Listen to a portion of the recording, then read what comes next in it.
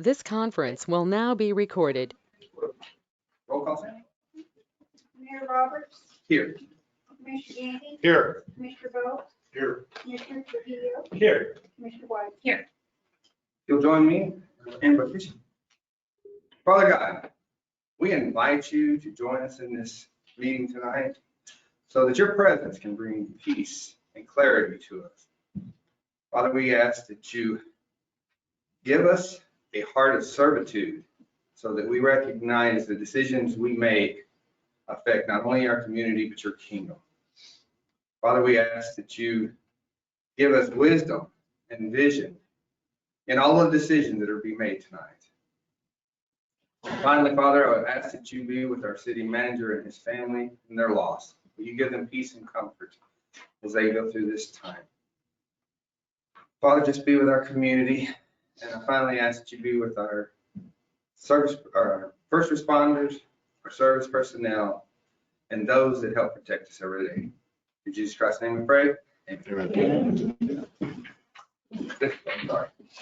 We're going to pledge allegiance to the flag of America and to the republic for which it stands, one nation, under God, indivisible, with liberty and justice for all. I salute the flag of the state of New Mexico, to see a symbol of perfect friendship among united cultures.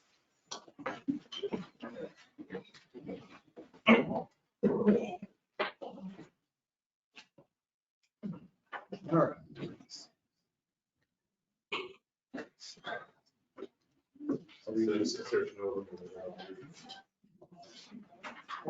We will move to the approval of the agenda.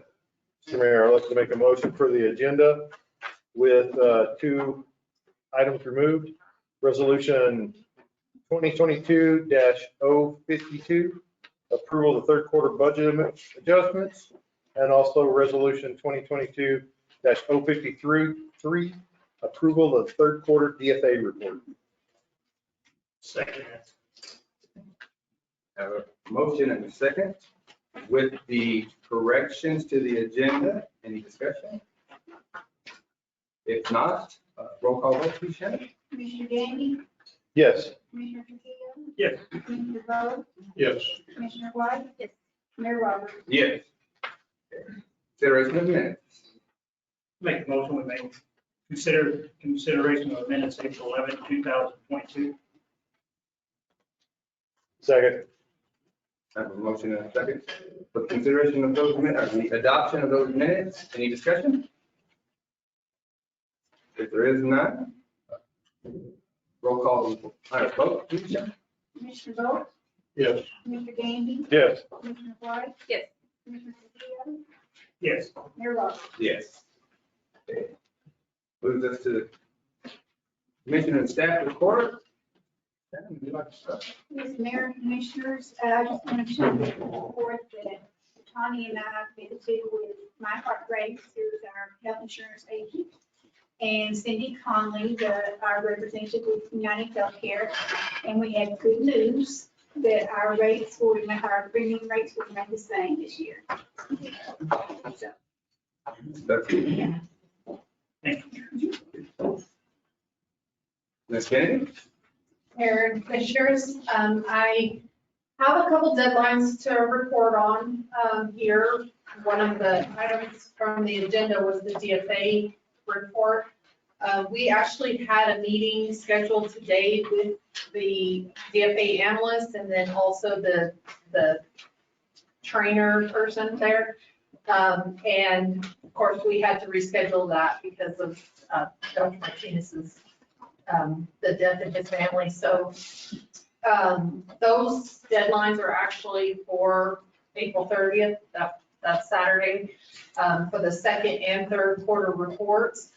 And the reason that meeting was called with everybody was because of the difficulty in getting the reports balanced, seeing as how we still don't have our audit completed. The CPA, the consulting CPA that's helping with our audit, he will be here for the next 2 weeks, coming a week from today. So we should be able to wrap up all the reconciliations during that 2 weeks. And in addition to that, he told me that he feels when he gets that information to the auditor, the auditing CPA, that individual will be able to finish our audit by the June 1st deadline that we had reported to the state. So that's one of the deadlines. I also have a lodger's tax audit that's due on the 30th, and I have the COVID financial reports that we have to report in arrears. They have decided that they wanted reporting for the past 21 months in regards to that. So that's coming up for the 30th. I've also provided some attachments here. We'll go into a lot more detail next Monday night. We have a budget workshop scheduled that's going to be open to the public, so anybody's welcome to come if they're interested in looking at some of those numbers and stuff. We're going to start it at a high level of the changes to the accounts mostly. The department managers are still working on their budget numbers. I just got that to them on Friday. And so I'll have them stagger their deadlines to get those numbers to me so that I can be doing the input as they're coming in. So my plan is to do a master list. That's the list that I'll work off of to report into LGBMS, which is the Dfa reporting system. And then I will spend the month, that's due June 1st, so I will spend the month of June working in our Tyler accounting system to actually change the accounts and do what we're going to be doing, changing the account numbers and descriptions, fund numbers, descriptions. And then the plan is to roll out July 1st with all the new accounts, all the new numbers. And I'll be giving each department manager I don't know if it's even so much jokingly, but I'm gonna probably laminate a sheet that they can stick right next to their computer, and everybody will know what that budget is for each individual account for their department. And then also the numbers, because they'll still be responsible for doing their own POs, and I want everybody to be consistent about which account they're using for which expenses. And so I felt that was a good way to handle that. So basically, I have a table here we'll pull up first to kind of illustrate the importance of starting from scratch with the budget this year. It's obviously taken a lot more time, but the necessity is there, and what you'll see when we pull up this table is this, I think it says that, yeah, 21, 22 budget. Yeah.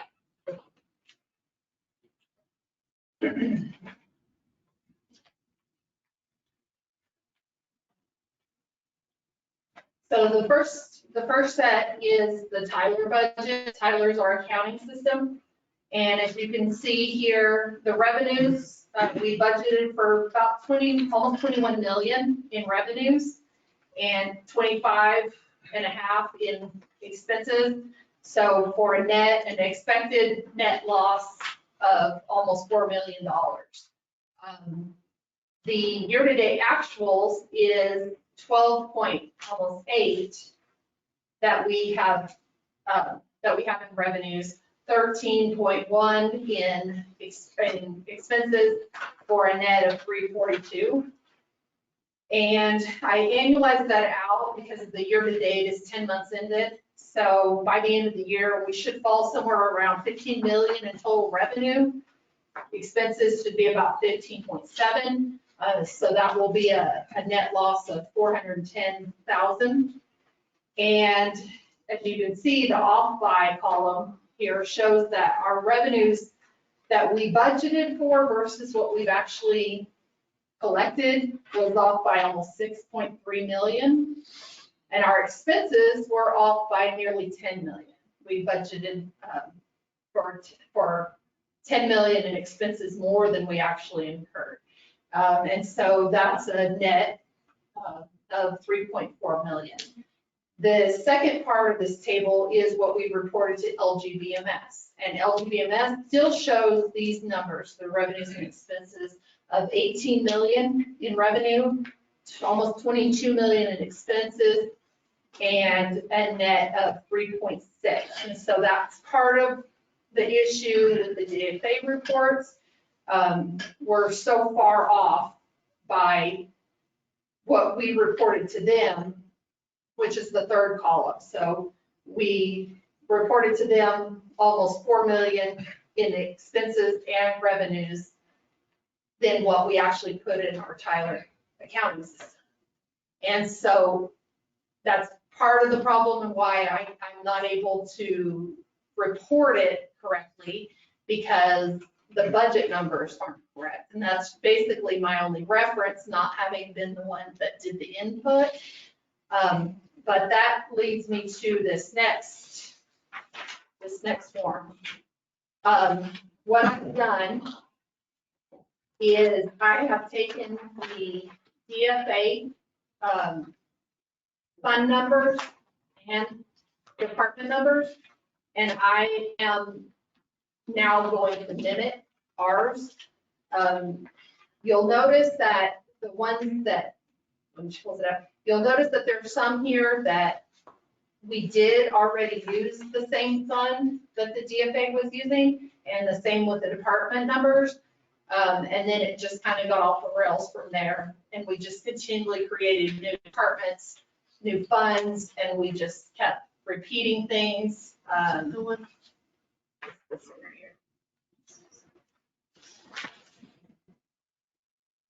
What she's showing now is basically the same thing. It's just a lot more specific of what the old funds and old department numbers and names were, and what the new funds and the new department names are. This one is, it's that same spreadsheet, Jaylene, but it's the second sheet of it, department and funds titles. But I don't know if it'll let you open the second sheet, will it? Oh yeah, the dry erase board. See the one at the top? Okay.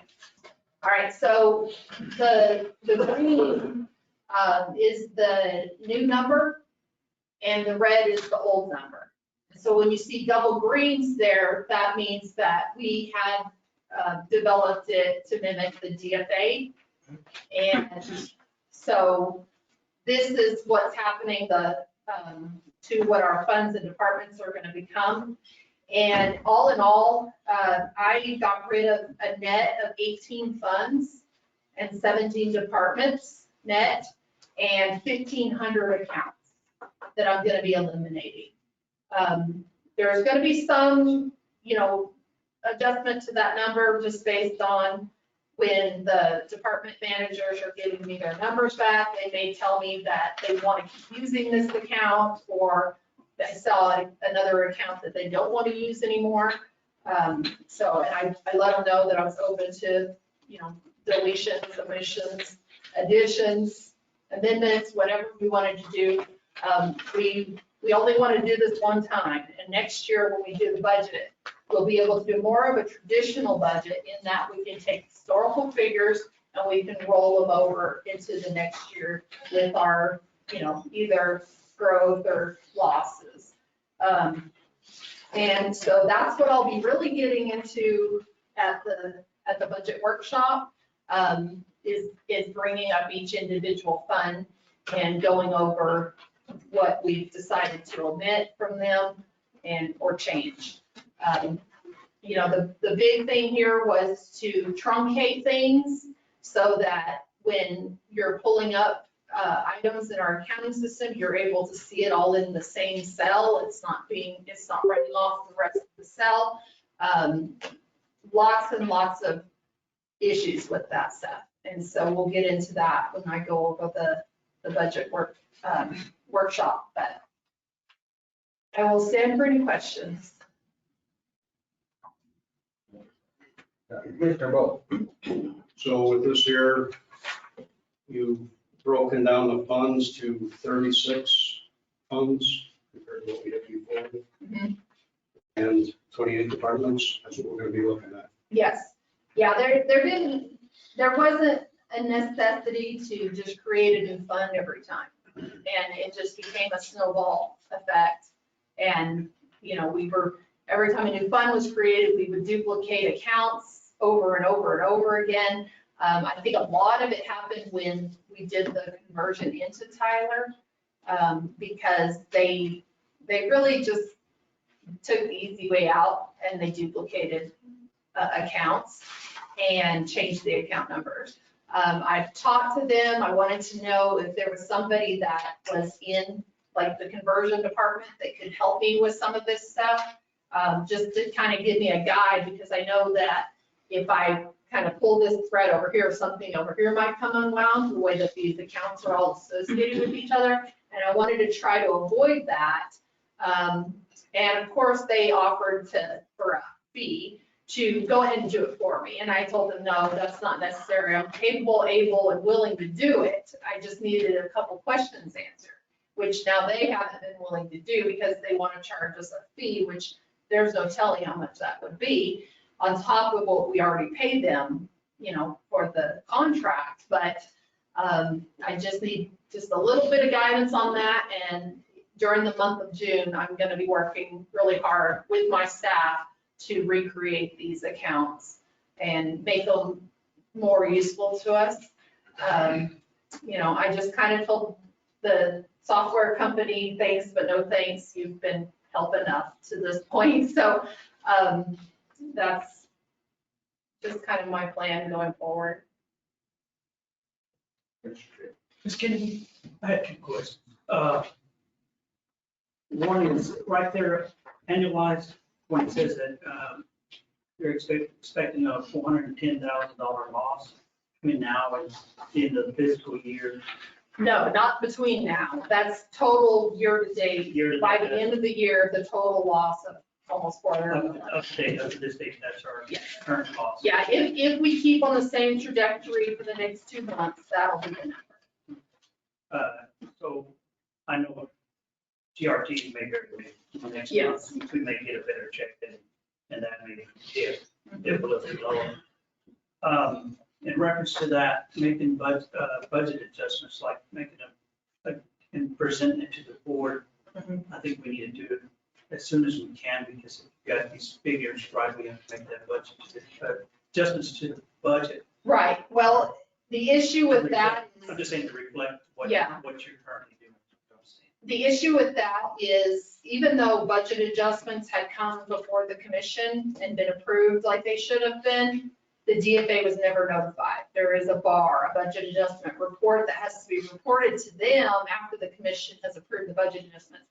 They have no record of any bars for multiple years going back.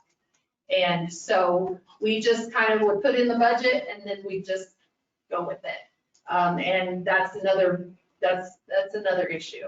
And why, like I said, their numbers are off by, and that's not a big number, 221,000 is what their numbers are off from what ours are. But that shouldn't be, that should be the same amount. And then every time we make an adjustment on a quarterly basis, we should report it to the DFA so that they can reflect it that way in their LGBMS. Yeah, that's what we thought. Thank you. Yeah. Ms. Kennedy, I have a couple of questions. If we go back to the DFA second and third quarter reports, in the email from the DFA consultant, I don't know what his official title is, but he had noted that if we fall 2 reports behind, which we will be as of the end of this week, that we would have to notify.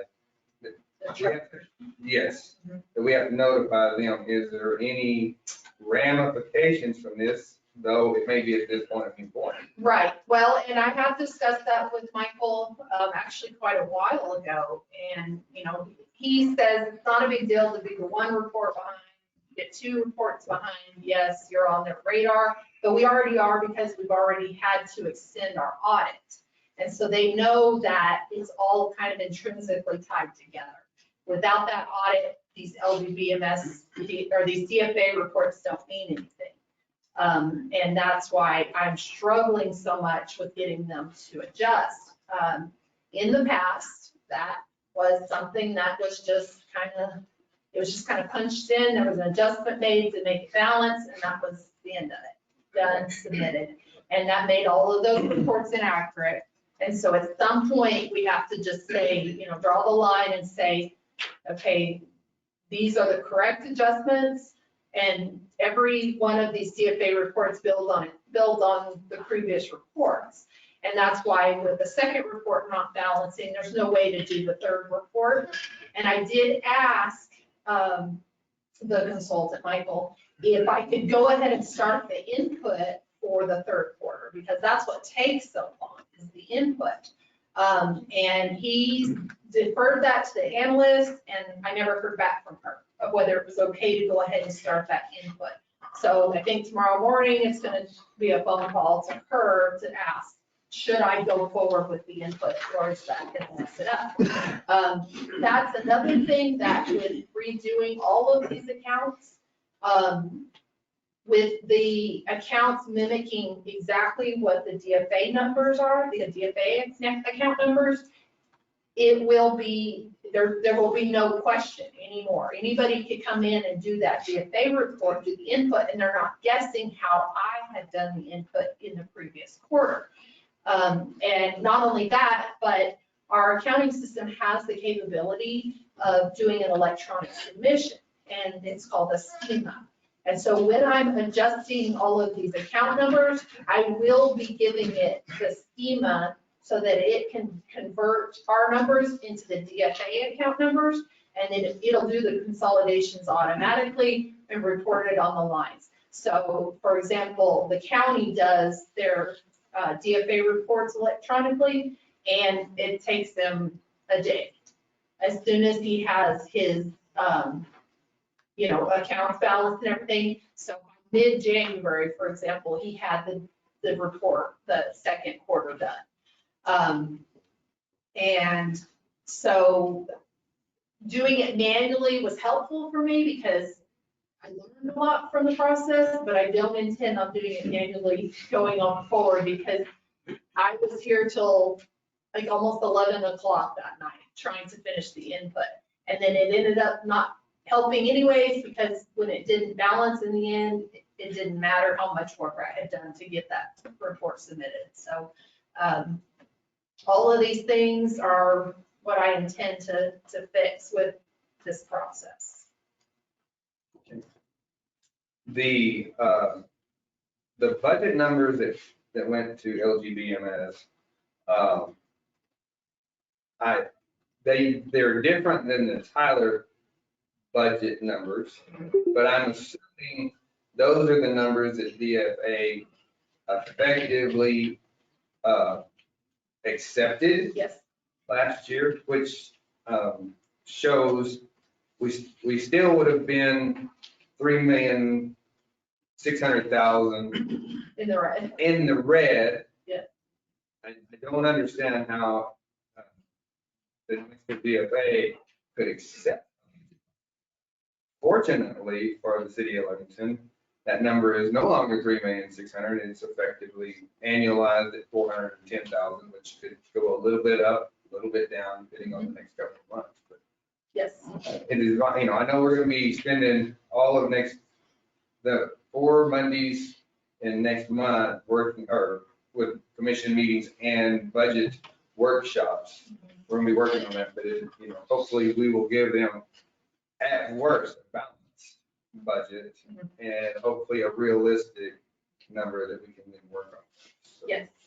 we're diligence in this. I know we have several deadlines, all of the ones that you mentioned, plus we've got a couple of others. So the next couple of months is going to be acting on you and your department.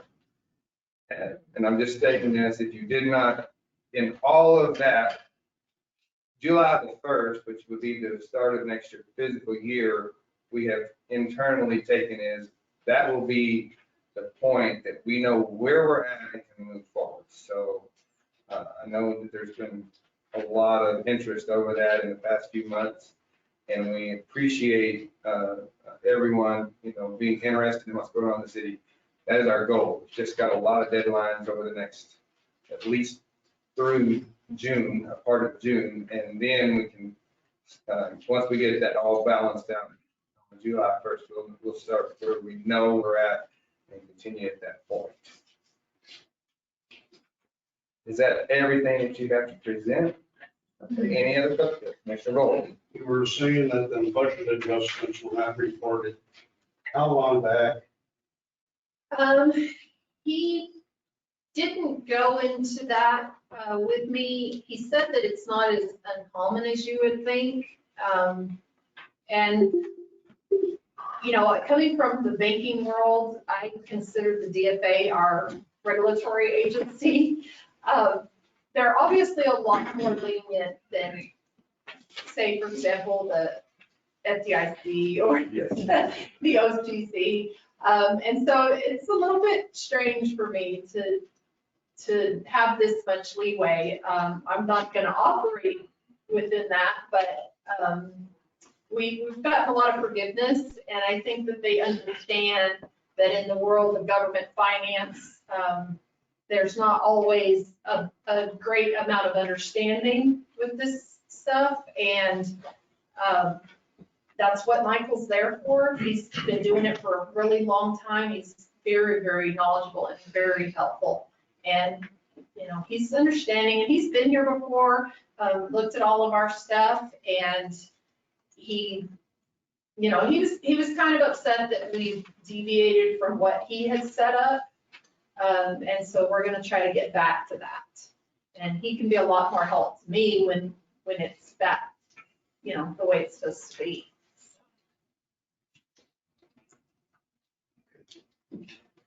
Any other questions? All right, Chief Miranda. Mr. Mayor and Commissioners, since our last meeting, the police department has successfully integrated code enforcement and its one dedicated officer into our department. Over the past 2 weeks, we have given our code enforcement officer additional training, prepared her unit, equipped her with a lapel camera, and given her an office at the police department. We have taken a three-pronged approach to begin tackling some of the city's worst code problems. Number one, junked or abandoned vehicles. In the past 2 weeks, we have tagged 35 junked vehicles, towed 5, and 5 were removed voluntarily by their owners. We do have to wait 10 days after tagging a vehicle before we can tow it. 37 additional written warnings have been written for a variety of other violations. In all cases, we are attempting to work with people to give them time to clean up their violations, and we will work with the public if we see progress. The city codes and ordinances should be applied and enforced firmly but fairly. Number two, we have identified the top 10 delinquent accounts at the water department. These accounts range between $1,300 and $12,000 in arrears. One account has not made a payment since 2009, and they're still actively on the property. Again, we will work with customers to make progress, but in some cases, when a lock is put on a meter for non-payment, the locks are then cut off or tampered with, and the user turns his or her water on back themselves. In one such case, we physically sealed a pipe last week from the main line because the customer was over $4,000 in arrears and had not made a single payment since 2018. Finally, the city manager has begun Operation Cleanup. We have identified 4 of the most egregious examples of abandoned or burned out properties in the city. 3 are in District 2, 1 is in District 5. These residences and the garbage in and around them not only pose a public safety and health hazard, they're centers for vandalism, arson, and criminal activity. They lower property values and they tarnish the image of our city. We have involved the city attorney and have identified and are contacting the owners to abate or condemn these properties as soon as possible. The city manager will have more details on operation cleanup in the future. And as we make progress with these properties, we'll identify additional properties for resolution. That's all I have. Thank you. All right. Appreciate it. Mr. Morgan. Mr. Mayor, members of the commission. So I'll introduce myself. My name is Skip Moorhead. I'm the intern fire chief. What I have is the last quarter, I've got some numbers. We had a total of 639 EMS calls where we transported patients, interfacility transfers from, say, Lovington to Lubbock, Odessa, wherever. We had 109. Transports to the airport, we took 44. Refusals, cancels, en route, DOAs, we had a total of 224. And then Tatum calls, because we had to do a lot of Tatum EMS coverage. Most of it, we had 23 calls in Tatum alone. And as of last week, I have moved 3 trucks to our fire station 2. On Tuesdays and Thursdays, I have personnel working out of there throughout the day that are part of the crew. Plus, we have our on-call personnel if we need anything. Working with the police as well. We're going to try to use that station for their officers who work out of town, who need a place to stay. And then our on-call personnel who live when they're on call, they stay in that station as well. It gives them a place to stay, plus there's people in and out of the station. We are utilizing that station for training. We had training this past weekend, and we're starting an academy in June, where we're also gonna have like 3 volunteers from the volunteer departments who want to be in that. And we're going to do all training out of that department as well. It's going to be used for all the training. And then my goal is to hopefully, when we get staff again, get enough staff, at least 1 more person per shift. I want to run two personnel out of there and 4 out of our main station. Because during the COVID, we lost a total of 6 personnel and those positions were frozen. So right now we're running with 5. And I'm trying to, hopefully, I spoke with the state fire marshal's office, and with the station 2, our new ladder truck, some new safety that was implemented through myself as the fire marshal for our pre-plans, stuff like that on buildings. He says we'll more than likely go down to an ISO rating of 3. We're at a 4 right now. He said we possibly could go down to a 2.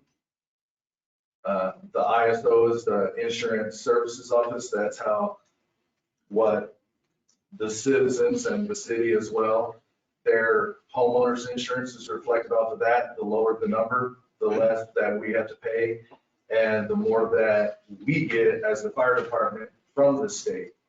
So as of right now, we get $94,000 a year for station 2, same for our main station, and we get the same for an administration office here in City Hall. If we do lose that station, if this commission decides to sell it to the county, we will not only lose the $94,000 for that station, but we'll also lose the $94,000 for the administration office, because if you only have 1 station, they say you don't need an administration office. So that's a total of $188,000, plus our ISO probably will not go down.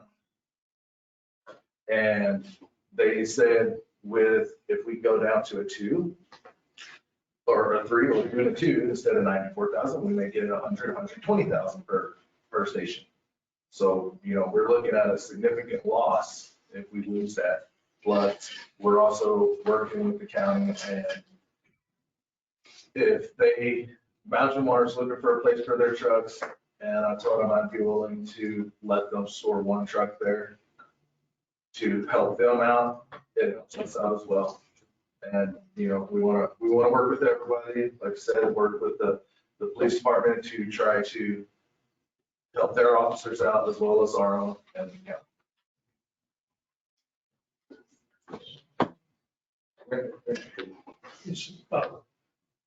Skip back one question. Yes, On the officers that are stationed at both fire and police, is there a contract written with them, some sort of contract for them to stay in there? so Like rules and regs? that's something that we have to come up with. We don't have any police officers in there right now. My firefighters, they use it only when they're on call. So right now everybody takes like 4 on calls a month. So we have one gentleman who lives in Dora. So he can't respond from there when he's on call. So he comes and he just stays out of station 2, just kind of like as if he was stationed out there. It's just a chance to give him somewhere to relax, that he doesn't have to be at the station, getting all the calls, getting woke up all the time. He gets to relax over there until he gets called in for duty. Any other questions? Mr. Moore, I want to thank you for putting together the facts that you have so far come up with. I would like you to continue to get these concrete, or try to get the numbers as concrete as we can. As you know, the county and commissioners have engaged in talking. Yes, sir. The public may not know that at this point, but the county was looking for a fire station, looking to build one. So we began talking about them leasing and or purchasing that particular station. But nothing was going to happen until we knew what benefits it provided for us, what benefits it provided for the citizens of Lovington. And if we can show that we can save homeowners insurance, and it reduces in number our ISO rating, which increases the benefit to your community. And that's what we want to see, so that we can make a good decision either for or to keep it, or possibly partner up with them in its use. So if you would please continue that, keep us abreast, and that will help us make a correct decision in this whole process. So I do have the numbers of the 94,000 right now per station, and I do have the email from the state fire marshal's office that says not only would we lose that money, but we would lose this one as well. Yes, sir. Okay, perfect. And they're going to come in and do a pre-ISO inspection to kind of show, so they can see where we're at, what we've got, and what we need to do to improve that ISO rate. Absolutely. All right, thank you for your things. Any other questions? If not, Commissioner Roll. Yes, I'd like to thank you very much, Kev. Appreciate it. I'd also like to say, put a thank you out. I don't see the gentleman here, but previous fire chief, Terrence Lazaro. I don't see him there. But I would like to thank you very much for your service, for your hard work, dedication. Greatly appreciated. Thank you, sir. Thank you very much. And also, I'd like to, I know I always put it out there every meeting, I'm going to put it out there again. Please, people, shop local. Shop local, it means a lot for our city, for our businesses. I can't say it enough. I know I say it every time, and you people probably get tired of me saying it, but I'll say it every time, because we need to take care of the businesses that we have. We don't want to lose them. We got to take care of them. So, thank you. Mr. Tree. Thank you, sir. Bruce again? I have nothing to say. Yes. Mayor and Commissioners, there's just a couple of things. As Tawny mentioned, we will have those budget workshops. They're scheduled for May 2nd and May 16th at 5 p.m. instead of 5:30. Everybody's invited. I'll send out agendas and notices for them. Just to let you guys know, if you received a water bill, you notice that we included a newsletter for May, and we'll continue to do this for every month. Dr. Martinez is the one that came up with the idea, and I created it. And it's just to give those who don't go on social media or our website knowledge of what goes on in the city. And then the last thing is, We know that Dr. Martinez wasn't able to attend tonight, so if you had any questions you wanted me to pass along to him, I can, or staff can answer here, but that's all I have tonight.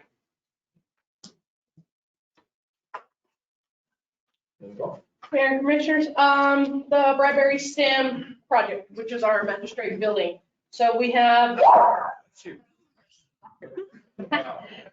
the rough ends for plumbing and electrical done. They are going to be pouring the stem walls tomorrow. The first week of May outlook will be actually doing the prep and the pour of the slab for the building. The contractor is expecting steel structures to start arriving on the 9th of May. And the trusses are coming from a different group, so they'll be like on the 16th of May. Hopefully with all the trucking issues, we still get that in time. Everything's been going according to plan. They passed all their state inspections. They also have engineering special inspections that are done by engineers. They've passed all those. Where the buildings were demoed, the wall that's exposed now, that is also going to be covered by the contractors to re-stucco that wall. That, of course, when their stucco guy comes in to do the building, they'll do that same building at St. Paul. Do you have any questions on that magistrate project? So we'll update on that. I'm sorry, are we still looking at next spring? No, they're actually due to be done in December, mid-December of 2022. Okay. Did they have any plumbing issues out there? I know the adjacent buildings had plumbing issues. Did they have any plumbing issues? No, they didn't hit the sewer lines or anything when they Yeah, that's put what it in there. I mean, the sewer line's in the alley and they haven't even I didn't touched get that part. follow up on it, but Yeah. I went out there when they were having issues and I was like. And so- several of those old buildings have had plumbing issues for years. So it is, a lot of that is the young, the personal lines that we really can't do anything. Good. Thank you. That's anything else? It's not. That's right. Mayor and Commissioners, I don't have anything to do to report, but would be happy to stand for questions. Questions? Commissioner Gold? We were talking about the railroad crossing there. Mhm. You happen to find anything Yeah. about that right away? Yeah, I've made contact. I've not got any back yet, so I'm still trying, I think. Historically, the railroad's been, I don't say difficult to deal with, but not easy to deal with, so Right. it's still on the list and I'll keep after it. So, Thank you. you're welcome. Any other questions? Mr. Franklin, I was just wondering, the Chief Miranda, it kind of took the report and the head on the particular water bill situations. Is there, will we be looking at any possible, due to whether new COVID restrictions, new anything, is there any reason that we're going to be running into any problems where we cannot enforce or put some sort of enforcement on them to being able to collect these and our reduction or shut off the service, or if, I don't know, this is outside my realm. So. Yeah, I don't see anything coming down the pike that deals with that. Obviously, we may have to go back and take a look at when there were certain restrictions in place to make sure we were following what those rules were. The biggest thing I think that I've dealt with in the past on water is that where we have, somebody moves out and they move out before we know it. Of course, they're not going to give us notice. A new person comes in and then we're stuck with the position of having to deal with it at that particular time. I think the best way to deal with it overall is to, when we see our water bills get to a certain point, as far as past due, the last thing you want to do is shut off somebody's water, right, or electricity, because that's not a very nice thing to do, but we obviously need to get paid, especially for people that are paying. I think going out to those individuals and maybe talking with them or sending them some information about how to maybe deal with this a little bit better and maybe see if there's a payment plan available, some other options to see what to do. But I'll have to get with the chief and see kind of where we are. I don't see anything new coming down the pipe that would prevent us from trying to make those collections. The biggest hurdle has always been, a person to go after as far as collecting that. So sometimes it's a landlord, sometimes it's not, sometimes it's something that's moved off. And so we just have to find out where that is. So thank you, sir. You're welcome.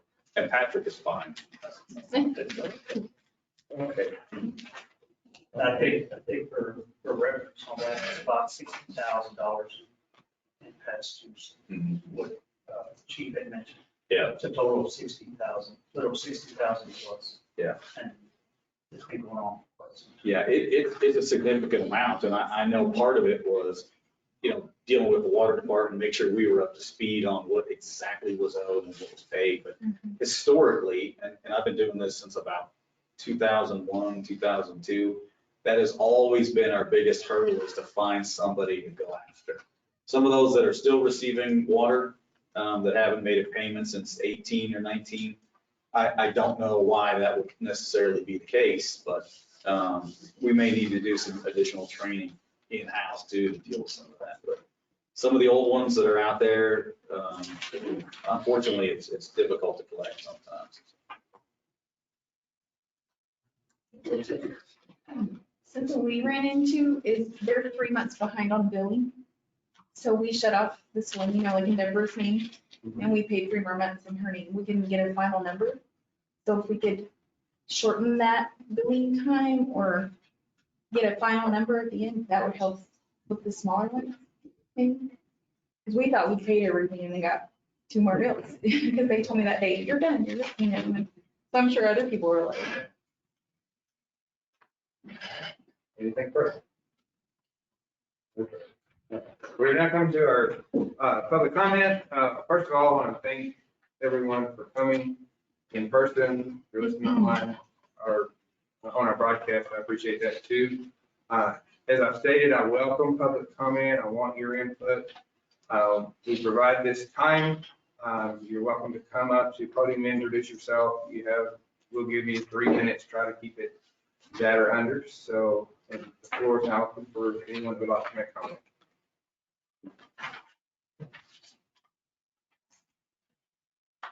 Mayor and Commissioners, Terrence Lizardo. Yes, sir. Former fire chief, now just citizen of Lovington. I would like to start by saying thank you to my family, my friends for their support over the last 16 and a half years.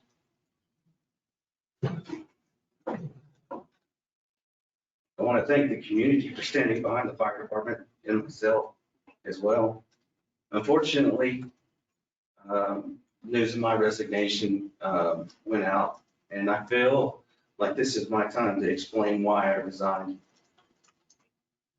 The reason I resigned my position was just like you commissioners had asked, transparency. Last Thursday, I was asked to give a tour of the station like a realtor, and that's not right. I was never brought into the loop, was never told anything about this plan until after the meeting. There are a few things that I want you guys to know, just like Interim Fire Chief Skip said. That facility does bring in funding for the city. 64,000 guaranteed by state statute, 90,000 because of the growth in the fund. So every year that the growth in the fund increases the amount of funding that the city receives. 2 of those facilities, Station 2 and City Hall, as an administrative office, gives the city $190,000 or $180,000 of funding a year, just in those 2 facilities alone. That right there has been, for the last 2 years, the funding that has been paid on that aerial truck has made those payments for the last 2 years. The reason why I resigned is more or less the why for selling the facility. The city staff and the community deserve to know and understand the why as well. The city employees have done an excellent job despite the fact that over this last year, staff and personnel hours have been cut. It is well known that the city has survived on the backs of the employees this last year. Now, after all of that, we have been told how well the city is doing financially, but to sell a brand new facility is absolutely, would point to the otherwise. Adding further insult, when I resigned last Thursday, I was escorted out of the facility to retrieve all of my personal items out of my office and was placed on paid administrative leave. As far as I can remember, there haven't been very many department heads that have had to suffer that. This has made it very difficult to help the interim fire chief with any information that he might need, even though he hasn't called me.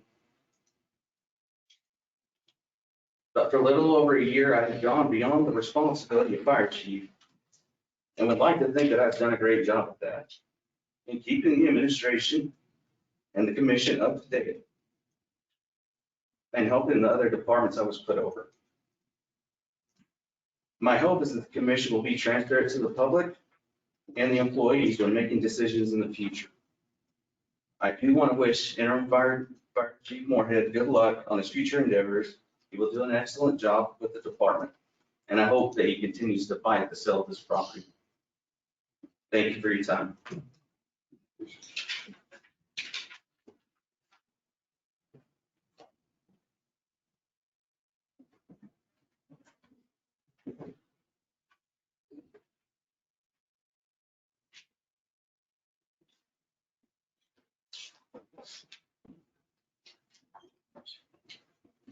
Any other public comment? No, we will move on. Oh, I'm sorry. Oh, so sorry. Yes, Ellen. Evelyn Hogan with the Lovington EDC. I wanted to come and give you an update on Cinco de Mayo that will be happening next Saturday at the Chaparral Park from noon to midnight. We've got quite a bit of vendors, the most I've ever actually had in the last 5 years. We will be doing the solo cook-off again. I've had probably 50 people call regarding that, and we usually don't get a good turnout, but we definitely have a lot of interest in that. But I do know the community has been anxious to do anything due to COVID, so I know everyone's just excited to get back out there. I also want to let you know on the entertainment, I've got 3 live bands performing that day. The top band is actually very high on the billboards, just to let the chief of police know. Last week they were in Denver, Colorado. My sound engineer is the one that's going to be doing the sound, was with them last week in Denver, and they had 9,000 people there at their event, and that was a paid event. So just know that it's going to be, Well, yeah, it's going to be, I'm actually really nervous about it. Don't know how well that's going to go, but just know I warned everybody. I warned everybody prior to, can we charge now? well, it'd be really hard if you're running around. So just know it's going to be a crazy day, but I'm excited to bring in a lot of folks into Lovington, not only to shop, I mean, even the vendors I know will be going back and forth to grocery stores to be able to buy products to keep themselves going throughout the whole day. I'm also working with the Lee County Fishing Organization. They're wanting to put on a fishing derby tournament that day as well. But I wanted to invite you out to that day. We are not having bingo this year. I know it was really popular 2 years ago, but I have talked to the Knights of Columbus, and they don't have the proper machinery. I know they have very old machines, and they're just very wary about moving it from their location back to the park and then move it back and it doesn't work. So I definitely don't want to be responsible for that. So, but there'll be plenty of things to do out there. The schools, K through 5th will be performing the Hispanic baile folklorico. They will be out there. And then I also have the 575 royalty girls that are going to be performing out there as well. So hope you can join us that day. Any questions for me regarding that day? Okay. Good luck. Thank you. Anyone else? Okay, now moving on. Non-action items. Bernardo is going to talk about our swimming. Good afternoon, Mayor and Commissioners. I'm Bernardo, the street pool park supervisor. So Mr. Martinez was the one that was going to make the presentation, but obviously he couldn't make it. And so myself, I just give you guys an idea as to what we have as far as the damage to the pool. And on that one, I mean, you see the water fountains that are actually demolished, destroyed, graffiti. And we have some of that has been obviously destroyed, and all of that needs to be resurfaced and put them back on. The cracks that we see on the concrete, I do not have any clue as to how far or how much they go down or what it is that the commission would like to do on that. Is the cracks that were shown, those are actually in the pool surface themselves? Correct. And later on, you will see one as you come in to the entrance of the pool, and that one is cracked as well. And what I could see of that is that maybe we are losing the foundation, what I think. I haven't contacted no one on that to tell me otherwise, but if it's on the front of the pool and on the entrance, to me, it tells me that maybe the foundation itself is given away. Now, again, that is my opinion.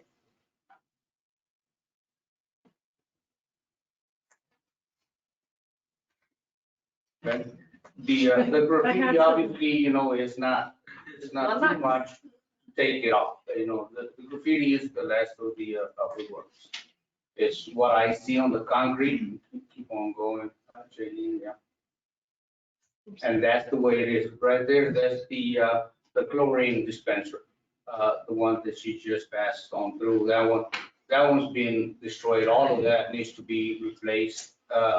So in my opinion, as she keeps on going with the pictures, we will have to repair the slide. The fiberglass obviously is broken and it will leak. All of that needs to be replaced.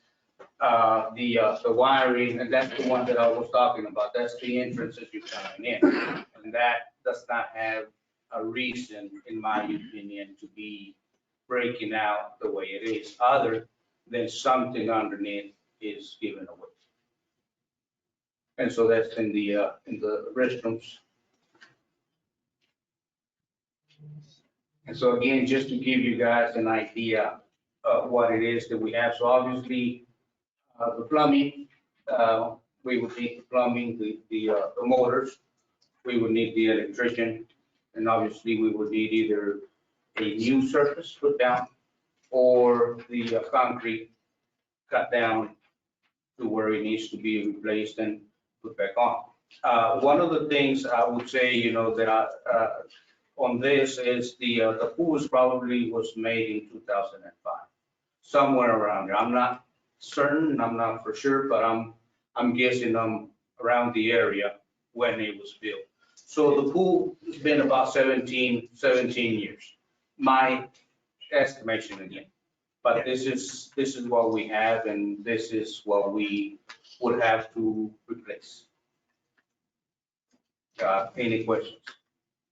I know this was kind of given to you since Dr. Martinez is going to be here. Do you know, is the plan to get estimates on repairing these? Or you may not know at this point, maybe just kind of fill it in for him, because for anything to move forward, we need to have an idea of what we're going to be spending on this facility to get it operational. And I don't even know when was it last operated? 2018, I believe. Prior to. Yeah, 2018, when even opened in 2019? Or no, not 2019, whenever COVID come in and all of that, it was shut down to all of that. And so since then, it's been shut down, and then it's been vandalized for all of it.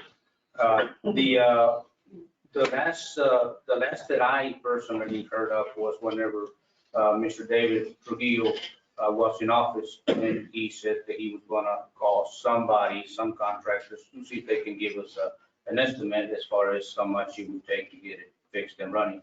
And I haven't heard one way or another since. I don't know whether they contacted him or if he didn't have the opportunity to get in contact with them. But like I said, me coming in here and just telling you how bad it is you guys would never see the damage. But with the pictures, at least you guys understand somewhat of what we have. Mr. Mayor, I've been told to budget nothing for that department for the next year. But we're still maintaining the department, just we're gonna be temporarily zeroing it out. That department, you're specifically the swimming pool? Yes. Obviously not the whole park. Yes, specifically swimming pool. Commissioner Tree. Yes, in reference to what Bernardo was talking about, I'd asked Dr. Martinez to put this on the agenda because a thought had come to mind in researching how much it would cost us to pretty much restructure this whole pool. A lot of the equipment out there is not working, the little fire nozzles and so forth. The slide is cracked in numerous places, the foundation is cracked, the liner needs to be replaced. Well over 100,000. And just a thought had come to mind is that if we sought out a grant or something and we did a matching funds and it cost us less than what it costs us to repair this, most likely to be better off building a brand new pool somewhere else, because matching funds, you get a $3 million grant and matching fund might be 80,000, 100,000. If this pool's gonna cost us 150 to. He told me it would be more than 210 the other day when I was here. Yeah, so if it, you're looking at 200,000, might as well build a new, at the time, that was my first year in office when this pool comes, and I was wanting it in town. The commissioners wanted outside of town, and I was voted out on that, and we ended up building this pool right there. But I was just saying, talking forward, is that if this comes to play out and we end up building a new one, I'd like to see it in the middle part of town where the children can walk to it, ride their bikes to it, instead of having to go down a commercial lane to get to it. So just a thought, and that's what came to mind, and I just want to have a share it to the public on why the pool is not running. But I did seek out, and I just could not find a contractor. They're busy. I mean, you well know that, that they're just hard to come by right now. I saw everywhere, Dallas, Midland, El Paso, and I just couldn't get no one to come down here and assess what we had out.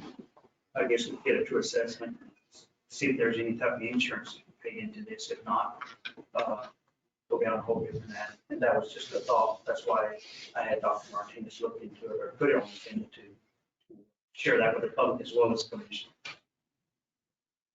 So I realize that the swimming pool falls under quality of life, but the thing that I hate about that thing, it costs us $10,000+ a month to operate. We use it three months out of the year, maybe. The rentals never wages we had, what we charge the citizens for their children to go out there and play, and this is the appreciation we get. For all I care, we push it in, cover it up. Somebody else can put a swimming pool in. I mean, I know it's a harsh way to think about it, but I mean, due to our finances and different things like that, that's a tough pill to swallow. And it was tough. The years we did run it, the $10,000 was just the operation. That was not the cost to repair it every year, did it back in a service. That was just what it cost us every month. So the heating load on that commissioner as well was 100,000 for that summer, just to run the propane to keep the pool at a certain temperature. 100,000. It's a very expensive item to keep, so I have no need for it. So. Any further questions? Thank you. Thank you. Thank you. Quality of life, Commissioner Gandy and I appreciate your comment there. For people to want to live in Lovington, we need to address the quality of life issues, and I understand your point. I do. Whether we need to partner up with one of the other entities. There's been lots of ways that Hobbs has been able to do it, other communities do it. And the biggest problem is we don't offer a lot to our children, our young ones, excuse me, during their off time of school. And so we need to come up with a plan on a lot of this and something that will work, that's not just solely financially alone. However, in our current situation, financial is what is causing us to make a lot of decisions. So we appreciate everyone's commitment to this. We are going to commit to this also. Dr. Martinez, I know this is high on his list also. So we will continue to bring this up in some form and hopefully come up with a solution. Anything else on that? If not, I will bring the board to vote. Commissioner, I make a motion to go on resolution 2022-40 approval to amend the youth center rental policy. I'll second. A motion is second. Your digging's gonna get us. Okay, forgot. Yeah, Mayor and Commissioners, so staff is requesting to make amendments to the youth center rental policy, the current one that we have in place. So just to let you guys know, we currently charge a $250 deposit. It's $100 per hour under 4 hours. And for some reason this was placed, but if it's over 4 hours, it's a $750 flat rate. So if you want it for 9 hours, you pay $750. Right now, we were told not to charge or to charge for nonprofits, but speaking of nonprofits, we haven't been charging them. So we have presented two options. One of the options is to charge rental and deposit fees for all users, nonprofit, profit, all users will need to pay the fees that are on the TVs right now, which is $250 deposit, rate per hour, $100, 6 hour flat rate use, $500, and the full day would be $1,000. Our second option would be to allow nonprofit users to be exempt from the rental fees only. So they still have to pay the deposit, and then they pay a $1 to avoid the donation clause. So a couple of things that we did want to bring up when it comes to these nonprofit users is in the past, they have been exempt in the past from past administration. So whenever my mom was the director, it was implemented that nonprofit users did not have to pay the deposit nor the rate. Whenever these nonprofit users do use the facility, we have noticed that it is left dirtier than profit users. And so it causes for our staff to have to do extra cleaning and work extra hours to clean the facility for the next user. They are utilizing utilities whenever they use a facility, just as other users are. And a lot of these nonprofits are using them for multiple days, not just one day. So like Lovington Prom went in and they used it for a week to decorate. And again, that uses our utilities, that uses utility light, water, and everything. Our senior dance committee, they have reserved it twice a month for the remainder of the year. This causes for the city to lose out on revenue from others who want to rent it out and pay us for the fee. They've also requested extra maintenance than what other users have requested us. So lights to be put in where we normally didn't have them, or rails to be put in the restroom. So it did cost for a little bit of extra money for us to do these additions to the facility. So this is up to you guys to do an option 1 or option 2, and the resolution will have it that you either choose option 1 or option 2. Commissioner Trujillo, you'll need to amend it to say which option you would choose. But other than that, if you had any questions, I could answer them. Could we on our nonprofits charge like a average expense daily rate, like $35 a day or whatever it would cost us utility wise.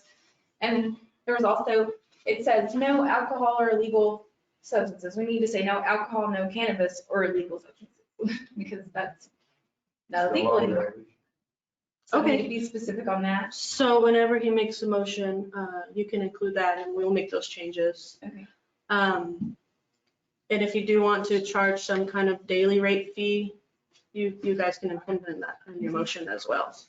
So And they it's are just- being charged the deposit, right? They, non- yeah, but see, like the senior dance committee who have reserved it twice a month, they've only paid one deposit. And realistically, they should be paying a deposit every time they use it. Yes. Right, to be returned once. Yes. That's, This is a refundable deposit. Yes, if they are, meet the Right, requirements, criteria, yes. but I mean, that's the way it's represented. Doesn't 250 cover the, cleaning and All that. everything. It does, if there's additional damage, we've had windows broken, we've had other, it won't, but we felt that 250 does cover pretty much the extra cleaning, but sometimes they're like our youth athlete groups who have banquets, those have required a lot more cleaning than others, so we didn't return those deposits to them. and if it's major damage, do we go after them legally? We won't, but it does include in there that if it's major damage, we will reach out to them to get additional payment for those damages. Mayor. My only concern is that the youth center, as it's titled, youth center, is for the youth. And I always, and I, you know, a while back, you know, seniors, the seniors one, and I think that's a good idea, youth and seniors. I kind of hesitate to say any nonprofit because like you say, I could piggyback off a nonprofit, walk in there and have it free. So I see that happen a lot, you know, church organizations, all its members go to their church to have it free. And we don't benefit from it. yes, sir. And that's what concerns me. And personally, I would just keep it for youth and seniors and that's it. And to me, I would feel more comfortable with that. But I understand the public need of a facility too, but I see what they charge over here outside the county and they charge a lot. And I just can't understand why we just can't charge more than we charge because I can understand youth and seniors being more, we being more lenient towards them. But other than that, just the open public, it seems like, sure, I see places going for 800 to 1,000 and it's just an open building. And here we are, we give it free. And like I said, they'll piggyback any way they could do to. So you think like a senior dance or youth baseball or the school? youth Yeah, anything, event, yeah, that because would be they, our only nonprofit. because they really don't have, the youth in our community doesn't have a facility to go to, just like I said, prom, takes them a whole week. And that's what it's for, you know, I mean, it's for them to gather, it's for them to do that, and if it took a whole week, that's what we're doing for our youth, but when we start giving away to the public and not really charging like we should be, I kind of frown on that because I think we're taking away from more. Yes, sir. So we did include like nonprofit organizations that might be included, but not limited to. So if the city manager sees that another organization comes in claiming they're nonprofit, if he felt like they were, he could, of course, make that choice. But we did include nonprofits to be youth organizations, 4-H, Lions Club, Kiwanis, I think I said that right, Kiwan. Yes. Rotary clubs, senior citizen organizations, government, and educational institutions. So those will all fall under. So if you want to take out a couple of them to include only senior citizen, maybe government and educational institutions, you would need to make that motion as well. That way we can change it into the policy.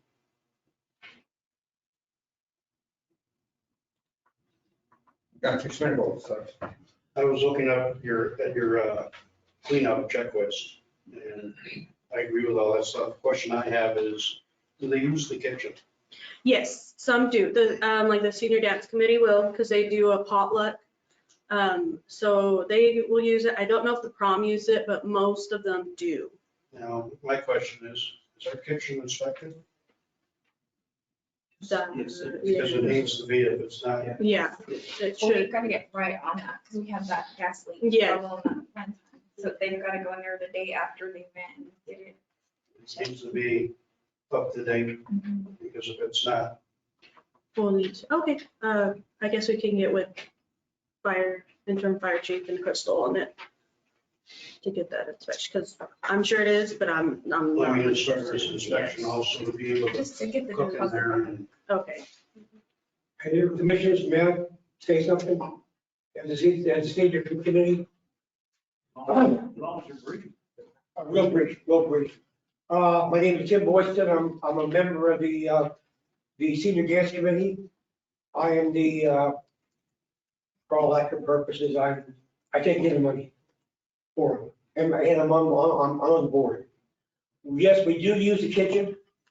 The stove and oven have not been operable since December when we went in there. The only thing we use in there is the sink, because we cannot use the oven or the oven and stove. Okay, the last time we were in there, they had a gas leak, and we had to call the fire department in there to fix it and everything else. And the oven, the thing to turn on the oven are out. And they were supposed to order them. I don't know if she has or not, or anything else that can be fixed. I have no idea. And the other thing I'd like to say too is that we do leave the place when we set up. We set up like we've been able to go in there at 4 o'clock in the afternoon on Friday just to set up our tables and chairs, everything else. We've been tearing them down after the dance on Saturday night, and we leave that place, I'm gonna say 100% cleaner than we go into it. We do clean the bathroom, we clean the stage, we clean the floor, we clean the kitchen, and anything else, and everything that needs to be done. And I have gone in there myself and replaced light bulbs with the old fire chief. He ordered the light bulbs for us. I went in there, signed a waiver, and replaced the light bulbs myself, along with my son. We both have gone in there. My son helps us set up and everything else, because I'm basically the only man to help set up the senior gas committee, along with my son. I'll be 75 years old this year. Of course, I have a little more help, and everything else to do that. But we would like to keep using it if possible. Now, we only charge $5 per senior to dance. Okay, and we utilize it from 4 o'clock in the afternoon on Saturday until around 10 o'clock Saturday night. And then, of course, we're in there an hour on Friday if we can, if there's nobody using it. If there's somebody using it, then we don't go in there until Saturday morning or so, or Saturday afternoon, depending on the schedule. We're very flexible. We even moved one of our this month's day, our last dance, we moved it because of prom, and we're having it this Saturday instead. Because we use the second and fourth Saturday of the month.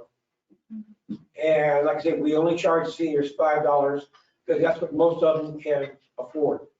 And out of that $5, we have approximately 41 to 42 people in there at one time. And I'll be 10 seconds, I'll cut it down. And we pay the band, the live band, 75% of what we take in. So that gives you, if I take $5, 41 people, and we pay them 75%. So if we could keep going with this, we would very much appreciate it, very much. And I didn't expect to talk, but this came up, and I had to say something. Yeah, we Okay. appreciate you. You're not our problem child. We have to address our problem children. Well, I'm sorry, when she kind of came up, we only put the rails in, we had the rails put in because of the ADA appliance, you know, and all that. And She's so, just covering all the costs. no, I understand, you know, and that's why. So, thank you very much. Thank Thank And I you. hope we continue doing this. Thank you. Celine, I know that Star, I guess, is the one that made this people. Okay, in her, she's asking to amend not only the fees, she's also asking for the option 1 or option 2. Okay, what is the change in the fee schedule? I guess I didn't go into this one quite as far as, Yeah. Currently it's $250 deposit, $100 an hour, under 4 hours. For some reason, over 4 hours is a flat rate of $750. 50.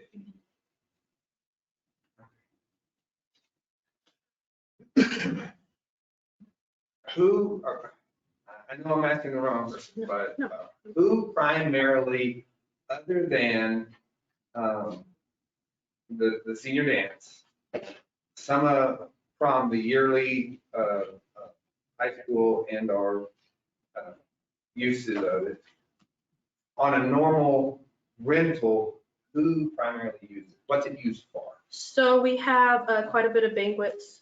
So we'll have basketball, volleyball banquet went in there, I believe soccer, girls and boys. We'll have banquets from schools, and then hitting the month of May, we're going to have a lot of graduation parties in there.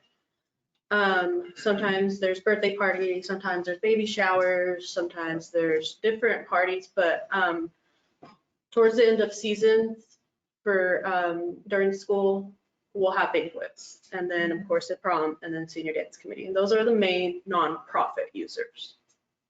Are those 3? We don't have a youth director anymore.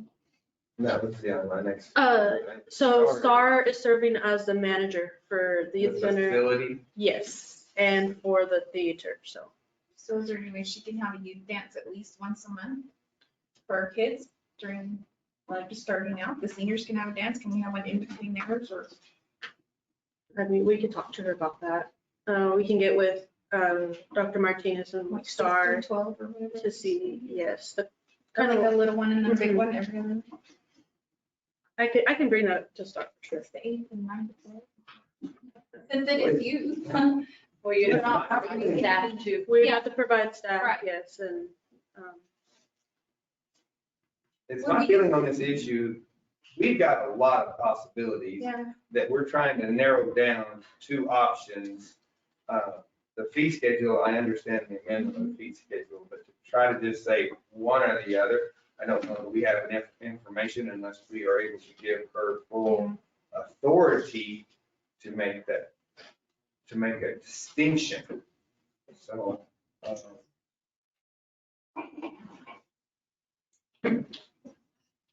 I would say Like vote no and have a. vote no and have a revise it, yes. And then when my parents ran the youth center, the only one there was the director. And then the cops would come in and out, and then if parents wanted to chaperone, so you don't necessarily need a lot of staff to run a dance.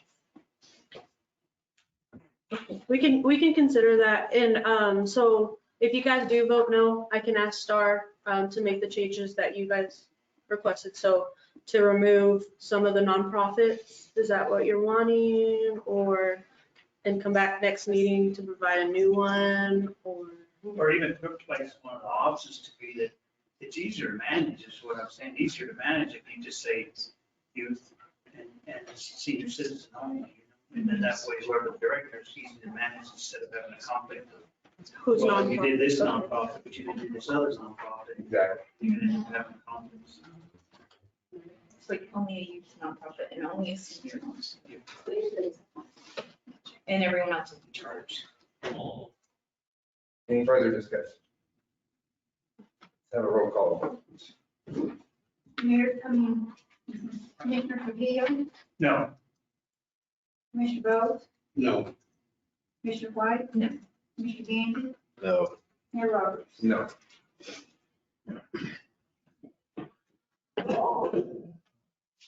Board open for motion. Make a motion, we discuss resolution 2022-041, proof of appointing a commissioner to Lee County Solid Waste Authority. That was Commissioner Wolf. And being the commissioner vote. Well, no, you're gonna have to get a new one. Does he had stepped down? Yeah, we gotta replace him. Got time for it. Looks like me or you, huh? Parks and Rec. Okay, fortunately, it'll work. I will put that in the market. I will be happy to replace Commissioner Bolton. So finish your motion and I then. make a motion for resolution 2022-041, proof of appointing Mayor Roberts to the Lee County Solid Waste Authority. Second. The motion is second. Any discussion? Roll call. Commissioner White, Yes. Commissioner Trujillo, Yes. Commissioner Gandy, Yes. Commissioner Bowe, Yes. Mayor Roberts. Yes. Mr. Mayor, I'd like to make a motion, resolution 2022-042, a resolution authorizing the assignment of authorized officers and agents for project number SAP 21-F2336, STB capital outlay project for Huntington downtown waterway replacement. Second. Have a motion and a second for, I'm sorry. And then you're gonna take it? Yeah. Mayor, Do you Commissioner, want to repeat yourself twice? no, I'm going to say that, yeah. So, Okay. Mayor, Commissioners, Resolution 42 and 43 are are similar. Last commission meeting, we approved it with Resolution 38 and 39. And then New Mexico Environment Department came back and said they wanted the resolutions reworded a different way. So we presented the new resolutions and everything's the same with the amount. So we're just asking for approval to move forward and send it off to them. Commissioner Bowe, would you like to amend, put both resolutions into, I think we can do both of these at once. I don't think so. Just run away, we got it. Okay. It'll cause confusion, so. Okay, never mind, all I right. can read another one. Okay, go ahead. All right, we have no, any further discussion? Hold on for All right, roll call. Commissioner Gandy, Yes. Commissioner White. Yes. Commissioner Bowe, Yes. Commissioner Trujillo, Yes. Mayor Roberts. Yes. Mr. Mayor, I'd like to make a motion, resolution 2022-0398, resolution authorizing the assignment of authorized officers and agents for the project number SAP 21-F2337 STB capital outlay project for Huntington Municipal Water Tower Design. Second.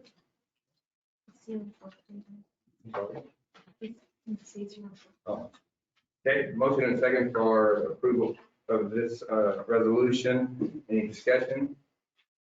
Having none, roll call vote. Yeah. Oh, yes. It's 043. I just forgot to change it. Yeah, it's supposed to be 043. As long as it's on the resolution. Shannon. That's the old one. Okay. Sorry. Yeah. Sorry. Commissioner Bowe, Yes. Commissioner Trujillo, Yes. Commissioner White. Yes. Commissioner Gandy, Yes. Mayor Roberts. Yes. I'd like to make a motion for resolution 2022-044, approved to advertise ordinance 5.2, amending Title II, Administration and Personnel, Division 2, Municipal Officers, Chapter 2.12, City Commissioners, Section 2.12.080, Rules of Debate. I have a motion and second. Commissioner Martin, sir. Mayor and Commissioners, this was actually recommended by Mayor Roberts to look into our rules of debate. We did adopt it, which is section 2.12.080, that we will follow Robert's rules of order. We just didn't have it in there that we would do the newest version of. So we will include that, and then we will also put that a copy of the newest version will be kept in the city clerk's office, and any commissioner who would like a copy, I can provide one to you as well. So this will go for advertisement in this Thursday's edition of the Levy to Leader, and then final adoption will be May 23rd. Thank you, Jay. Any discussion on this? Having none, roll call vote, please, Jim. Commissioner Trujillo? Yes. Commissioner Gandy? Yes. Commissioner White? Yes. Commissioner Bowe? Yes. Mayor Roberts? Yes. Need to make a motion, resolution 2022-045, approval of streetlight request at 1236 South Thomas. Second. Motion and second, that's the resolution, any discussion? Okay, who is? Crystal. Yeah, we had a street light request, went through planning and zoning. The planning and zoning board approved this request with the recommendation that we move another light. Because the staggering, the way the lights were on that street, if you go to the next slide, the one on the corner of K to the next light was, it was over, what was my measurement? It was over 400 feet away. And then to the end there is only 200 feet. So the end is very dark and it is a bad dead end. It doesn't have a turnaround area or nothing. So they did approve the light to be put there, and they recommended that you guys look at moving that middle light to a more center location, which would actually be between the homes. It would be on the property homes between 1213 and 1217, which is that red roof and that roof that's half brown, half silver. If we move it on to their property line, that actually puts it in the middle of the block where the lights are actually spaced approximately 300 feet from each other. I did talk to Lee County Electric. They would not charge us for replacing that pole and moving that middle light. And of course, they would not charge us for putting a light on the end pole. In that picture, there's a pole there already, right, where the red dot is? Yes. Okay. The only thing we incur would be the yearly electrical fee. They did ask, Lee County Electric did ask that we get our streets department to remove that tree so they can put a light on that pole. Street department, Bernardo went with me and looked at that, and they can actually just remove one of those front main branches and not mess with the rest of the tree and not risk the danger of damaging that property owner's fence to the south or one of his buildings falls or anything. Just remove that front area of that tree where the light would then be able to reflect this way. So is that tree actually on city property or is that? It's actually in the easement, yeah. Is it? It's right there in the street. I'd say take it down. Well, that would be, so I'd say. That's costly, but, yeah, I'd say take it down. Is it going to obstruct any of the lighting of the area? That's why they're gonna remove that pole, because the rest of that tree, the one branch that goes right up beside the pole has all the branches that block the lighting view. The rest of those branches hang over that fence. Okay. So the one that's right with the pole. Yeah, that's the one that would need to be cut off. That part of the tree. With that tree, Crystal, is any part of that tree in that light circuit where the wire is running? Because regardless where the tree is sitting, if it's anywhere near that Yeah. light circuit. And it actually, can cut. Lee County Cut the Electric lights. actually keeps it pretty trimmed around it. Then when you're up underneath it, you see where the line runs right through the middle and it's not in those branches. Yeah, because anytime we get a storm or whatever, Mhm. it's over the top of it. Yep. It's gonna come on it and it's gonna knock it down. It's gonna be a energized line on the ground. So- We don't want that, yeah. Let's just cut the whole tree. Cut the whole tree down? I can tell. I think that would satisfy. Have to maintain something. Well, they get quick. Yeah. quick. Yeah. Unless it's been Lee County Electric, it's done, it's gone, it's We don't necessarily have to remove Good for the stump at this point, just trim the rest of it back. That'd be great. any further discussion? Okay, roll call vote, Sandra? Commissioner White? Yes. Commissioner Bowe? Yes. Commissioner Trujillo? Yes. Commissioner Gandy? Yes. Mayor Roberts? Yes. For a motion? Mayor, I'd like to make a resolution 2021. That's it. Yeah, 046. Oh, It should be 2022, sorry. Okay. 2022-046, Project 1, Transportation Project Fund Application Support. Motion second. Resolution actually has the right number on it, so I was double checking. Is it still you? Yes, this is Dominique. So these are, we went over in a brief description because I was on a deadline to submit these TLP projects. So this is the areas that we submitted for. The TLP project people want to see a resolution issued by the city in support of these. So these are the streets. From East Street, we did from Avenue D to Polk. These are mill and overlay on just these streets. West Harrison from 9th to 13th. Park Drive is from Washington to Curry. West Avenue A is from Main Street to First Street, and then First Street to 9th. Avenue G is from Love to the Dead End, which is over on the east side. And then from Main all the way to the cul-de-sac past 9th. And then Avenue L, we have a little section from Main to Love. And then we have First Street to 2nd. And then actually 2nd to 3rd was done. So we didn't need to redo that again. So then we skipped from 2nd to 5th. I don't know why, it's kind of weird right there.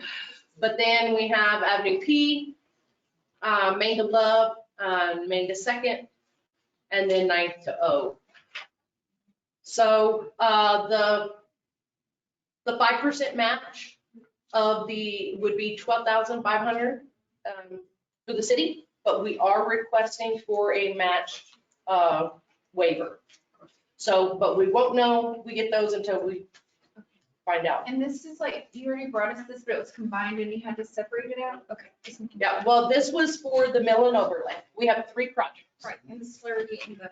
This is the slurry project, sorry, not the mill and over. This is the slurry. Were they Number all one is- together in one last time? And so we're just. Yeah, because I had to, like, I'm just making sure. you're on the right page, I got you. So I had to go through a lot of documents and find out road conditions to come up with these, because if a road is in such a bad condition, we can't do the slurry, it does no good. So that's when we go to the next project where we actually do some mill and overlays. And then, of course, roads that are really bad or don't exist, we have to go into design ones for. So does anybody have questions on the slurry, the micro slurry seal? Streets.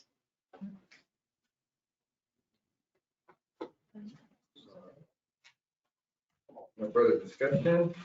Roll call vote, please. Commissioner Gandy, Yes. Commissioner White, Yes. Commissioner Trujillo, Yes. Commissioner Bowe, Yes. Mayor Roberts. Yes.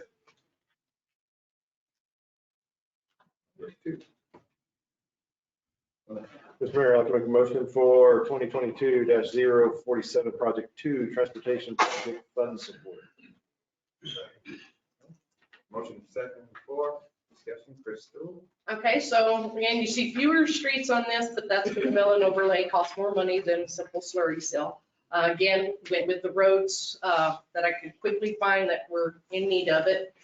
So we had Main, North Main above the hospital there from Gum to Juniper.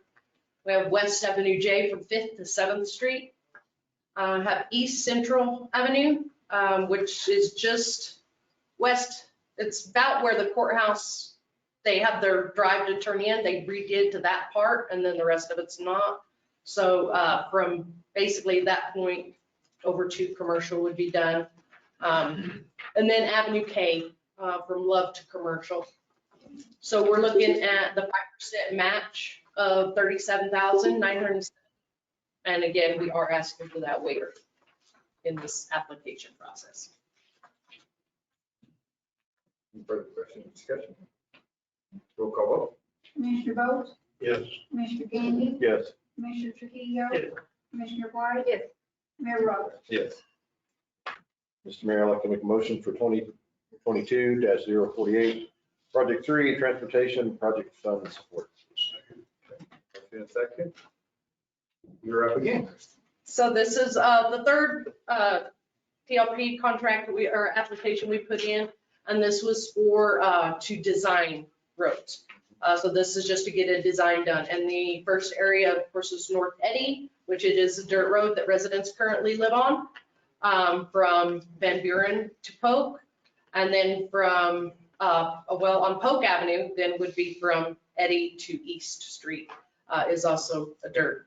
Which they don't drive that a lot, but it would be good to connect those streets because there is not an easement for a turnaround.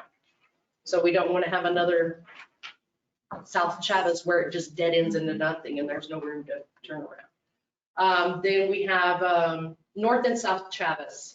So on North Chavez, you have from Central up to Washington.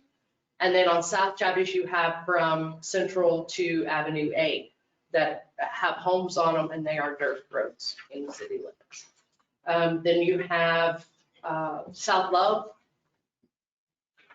Avenue R, that's the one Bolt had requested to be put in. We do have to do design there because it is also in a floodway in that area. So we do have to design for those culverts and stuff.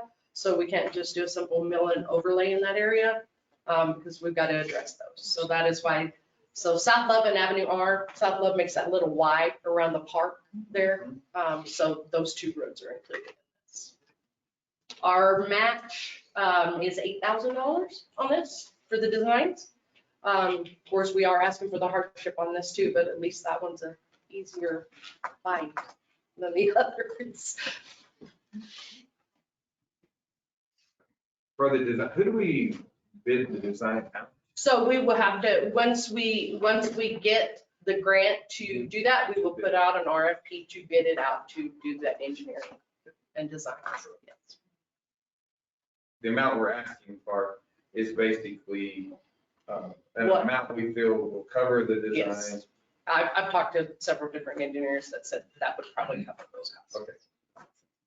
Any further discussion? Roll call vote? Commissioner White? Yes. Commissioner Trujillo? Yes. Commissioner Gandy? Yes. Commissioner Bowe? Yes. Mayor Roberts? Yes. No. Okay. Board of approval. Mayor, I'd like to make a motion for resolution 2022-049, approval of appointment to the Lodgers Tax Board. Bernard Butcher, because I did not know who Melissa was. Melissa Vaughn. I didn't know what the last name was. Sorry, that's why I It's put like- from Lovington. I'm sorry. I knew several Melissas, but I didn't know that one. So Motion and second. Dating discussion. Yes, I did want to mention, and this was brought up by actually Mayor Roberts, in our code, which is 3.16.140, it does say that the advisory board or the lodging tax board will be 5 residences, 2 shall represent the lodging industry, 2 directly in tourist-related industries, and 1 at large. So currently, we do have 1 only who represent the lodging industry, and that's Mr. Khalid Farouk. He owns an RV park. So we would need 1 more to represent the lodging industry. We have Miss Betty Price and Callie Richard, who are, not Callie, it'd be Callie Windsor and Leslie Bolt, who would be the tourist related, and then Betty Price would be the at-large member. So we currently do need to have 1 more who represent the lodging industry. And so I didn't know Melissa's last name, but she does manage the Lovington Inn, so. you said her name was Lon. One. Well, let me make an adjustment to that. Let me include Melissa Vaughn on that board also. Or do you want me to restate it all? It's only 1 position that we have open to the board, Oh. so it'd be either or. Oh. I thought you were saying we needed 2. No, we have 4 sitting right now, All right, I'll so it's make 5. Bernard suffer.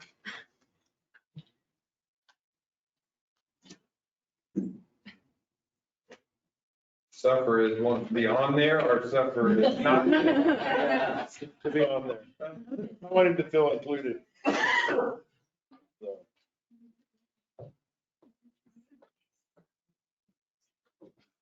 Okay. Go have a motion and a second, do we? So did you? We have okay, this is where I get a little confused, and this is why the rules come up. All right, we have a motion and a second to this resolution, to appoint someone. Now we have to choose. So during my motion, I chose. Right. So and we had a second. So now we vote that through. And if more people vote for Bernard, he wins. If not, then the next person makes a motion for the other person, and we go through the process again. I was going to ask you to restate your motion because I still wasn't sure exactly who you were. Yeah, well, when she described it, I thought there was another position open that needed representation from that's the way I perceived it. So I was mistaken. So there's just one position that needs to be filled. Correct. Yeah, so, resolution 2022-049, approval of appointment to the Lodgers Tax Board, appointing Bernard Butcher. Okay, is what I made a motion. Okay, we have a motion and a second to appoint Bernard Butcher to the Lodgers Tax Board. All right. Any further discussion? Roll call vote. Commissioner Gandy, Yes. Commissioner Bowe, No. Commissioner Trujillo, Yes. Commissioner White, no. Mayor Roberts. No. Let me try again then. Mr. Mayor, I'd like to make a motion for resolution 2022-049, approval appointment to the Lodgers Tax Board for Melissa Vaughn. Second. We have a motion and a second to appoint Melissa Vaughn to the Lodgers Tax Board. Any further discussion? If not, roll call. Commissioner Gandy, I'm gonna vote no, just because. Don't know the person. Commissioner Trujillo, Yeah, I voted no because she does not own the facility. So how would she, I know she represents by being a part of that organization, but she does not own the facility. And if we're gonna go by these rules that are in place, then we need to do it right. And that's why my, Commissioner White, So I can go over it again. So it doesn't say they have to own a lodging have to be a facility. part- It says represent a lodging. Okay, So, okay. yes, she Commissioner Bowe, Yes. Mayor Roberts. Yes. Mr. Mayor, I'd like to make a motion for resolution 2022-50, approval of advertised request for bid 1201 West Tyler Avenue. Okay.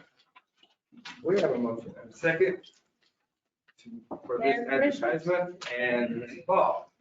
All right, so this is one of the properties we wanted to sell. And we have an RFP written up for it, but we need to come up with a cost that commission is ready to accept as the minimum bid for the RFP. And we need to know if we want to have the language in there about the city having the right to return, the right of first refusal. Basically, if they don't follow through with development and construction on the property site within the allotted time, which we gave on, 6 months to begin, 18 months to complete. yes. So those are the items I need for you guys to address, to go ahead and proceed to advertise this. Any discussion from commission? And on the first right of refusal, the attorney had some. Okay. I think, let's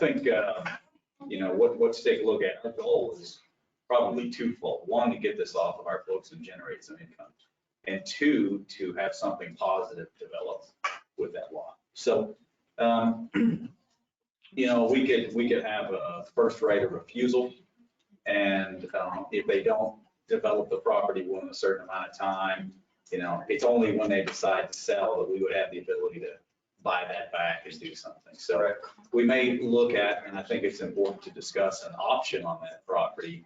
If they do not go ahead and get construction started by a certain date and substantially completed by a certain date, then we would have an option that we could exercise to get that piece of property back. And so there's a lot of details that are out there to make something like that work.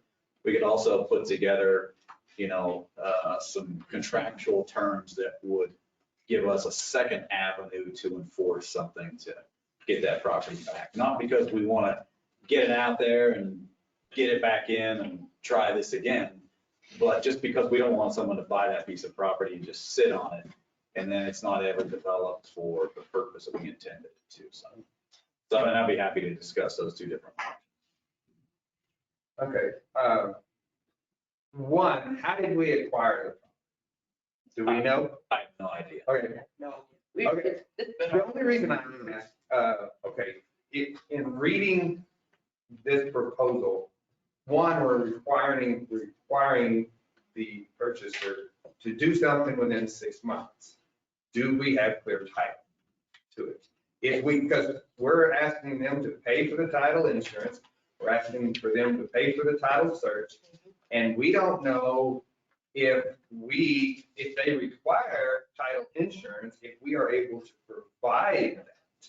So that we can prove that there are no lien, the title company will do that.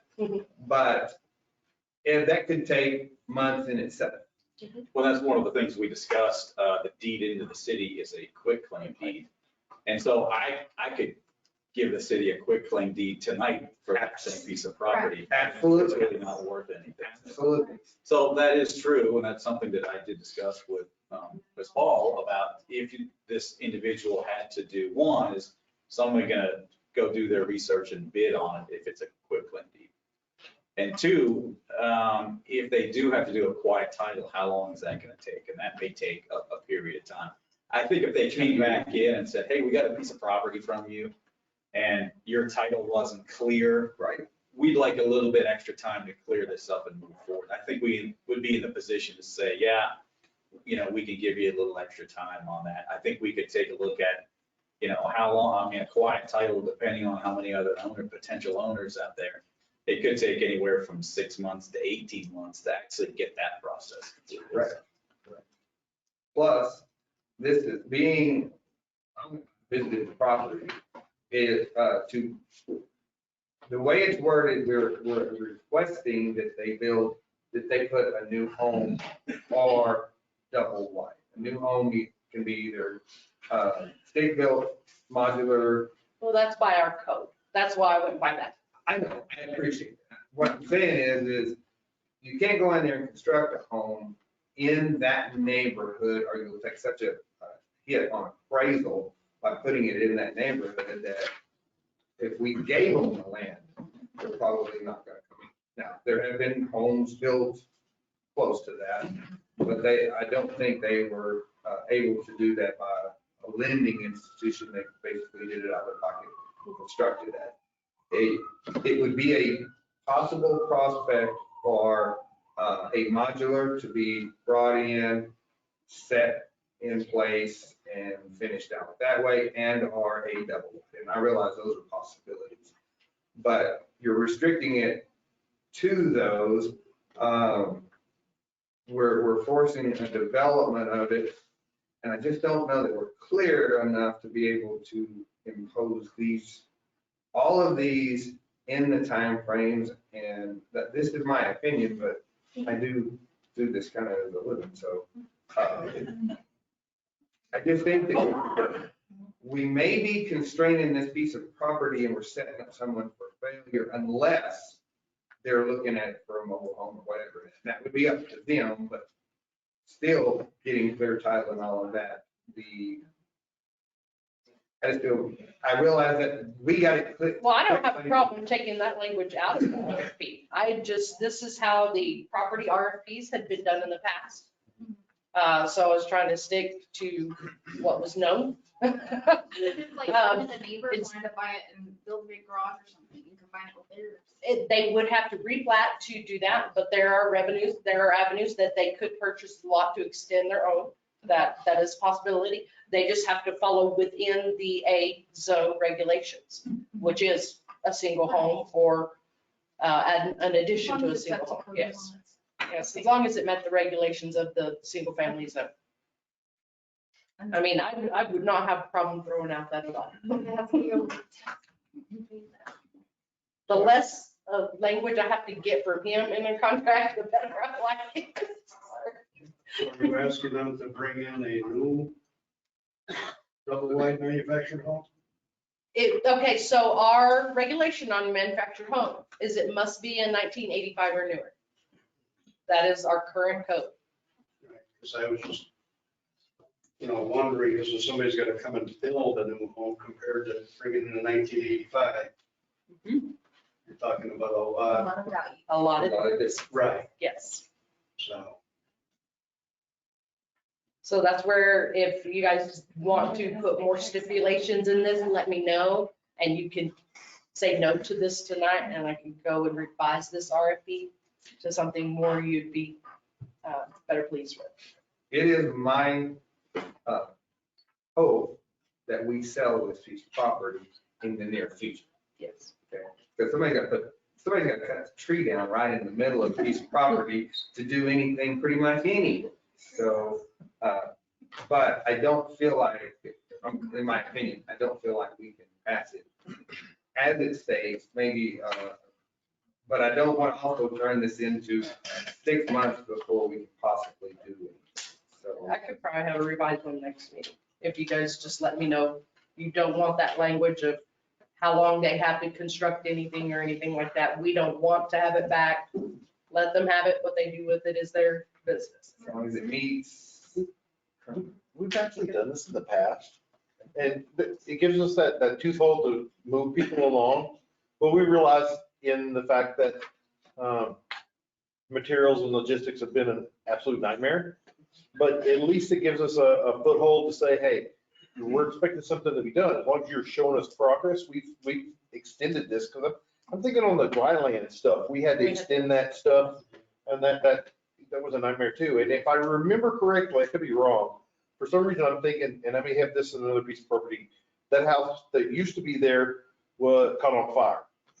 And then we asked the people to clean the lot, and they just quick claim deeded it to us because they were not financially able to do that. So we ended up to it, the police department, not the police department. Yeah, we're there for some other reason probably. But the fire department was there. We burned it down for a training exercise. They cleaned the lot, and that's how we ended up with the piece of property. I could be wrong. In that general area, we've done that. I'm thinking on that piece of property there. That's what I heard about that property. Yeah, too. so I wasn't for sure because I wasn't around, but that is what I Yes. heard, how we acquired That that. sounds very, very on the spot. So. And there are no liens on it. I've checked for liens. So, that's, like I said, the language is there just to give us something, because like I said, we don't want somebody to come in and just drag their feet forever. I mean, I totally agree.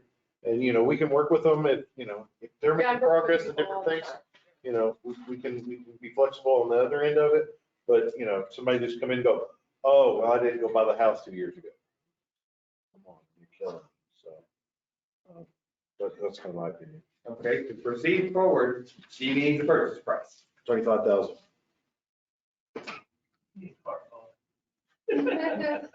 Are you kidding me? Have you seen the price of used cars lately? That's cheap. Yeah, cheap. I was expecting 30. Yeah, 30,000. I know the lots over by me. Well, there's one thing with that. We can advertise it for that much. And if we get no offers, then we can reevaluate. Start out, go low. Okay. All right, back to, I need a specific. Mr. Mayor, I'd like to make a motion for resolution 2022-50, approval to advertise request for bid 1201 West Tyler for $25,000 and the conditions on the TV screen. So, Second. Okay, all right. Motion and second on the floor for this. Any further discussion? Roll call vote, please. Commissioner Bolt, Yes. Commissioner White. Yes. Commissioner Trujillo, Yes. Commissioner Gandy, yes. Mayor Roberts. Yes.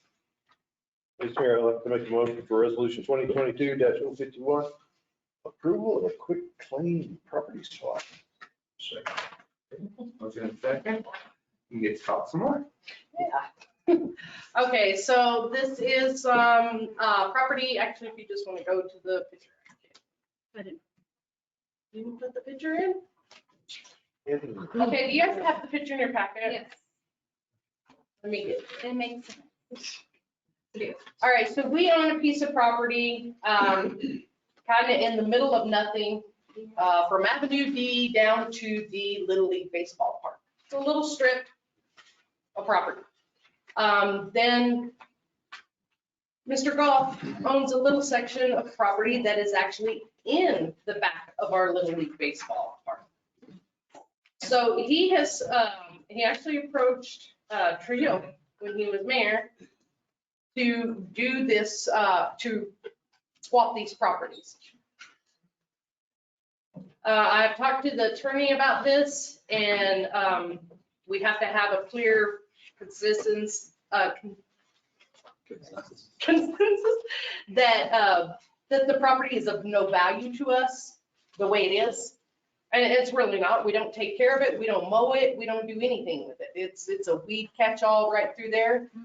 And we do actually take care of the golf property because it's in our baseball field. So it's to our advantage to actually do this clock swap. And actually, Mr. Goff has paid for the surveys that have been provided in your documentation. And we'll write up the warranty deeds to do that off of the definitions in those surveys. Do you have any other questions about what this is? So it's to clean up these lot lines, to give us our area that we actually upkeep. And he actually does the upkeep on that area near those silos because he has property on both sides. And he gets a tenth more, but he's paid for all the service. He is getting a tenth more, but he did pay for all the surveys. Well, that piece of property has no value to the city. So it's like a 30-foot at Avenue D. You can't build on it. I mean, we could use it for a drive-through, Easement, but that's alley, all we can that's do. all we could use it Any further discussion? I'm concerned. Let me just put it that way. During a discussion with the property owner here a while back, everything north of there, the electrical supply company there, I don't know if that green line there is actually, according to him, it goes further south than where we have it drawn on his fence line. Actually, on Harmar's property, his fence line is actually very crooked. Well, I know, but what Yeah. I'm saying is, it was just a discussion point, Mm-hmm. and I discussed this with the previous city manager, but then whatever happened. So that's water on the bridge, and then I never realized it until now. That may be something we want to check into right there, that piece of property, before we get this piece of property that we think, and. Which one? So the green line, right? Backside. Right in the middle. The south property line of that property there. Mhm. Yeah, he says it comes further south. Harmar Electrics, yes, it does. Yeah, so, And on his descriptive allotment, there is an easement there for Avenue. What is that, F that goes through there, or E? I don't know. Yeah. Anyways, but there is on his property deed, there is a dedicated not just dedicated because it would be shown on these, but it is a easement. Right. So his property kind of goes to the other side of the road. That far in? His property line actually butts up to ours with the baseball fields.